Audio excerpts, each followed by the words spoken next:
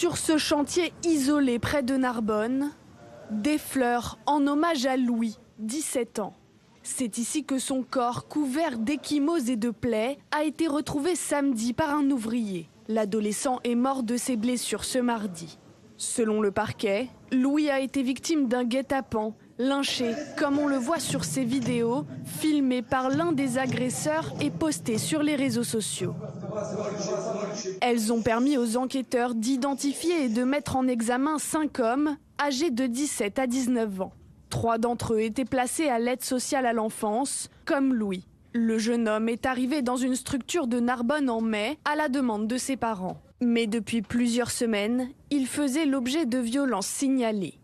Il ressort des fichiers de police qu'il avait déposé plainte le 11 mai 2026 auprès du commissariat de Narbonne pour des faits mettant en cause d'autres jeunes sans aucun lien avec les mises en examen. Le 12 juin dernier, Louis se rend aussi dans une gendarmerie du Tarn pour dénoncer des faits de violence en réunion qui lui ont valu une hospitalisation. Mais le jeune homme refuse de déposer plainte, malgré l'incitation des gendarmes.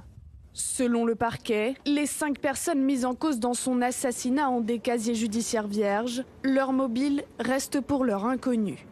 Alexandra Gonzalez, que dit la famille de Louis? Est-ce que la parole de cet adolescent de 17 ans n'a pas été suffisamment écoutée?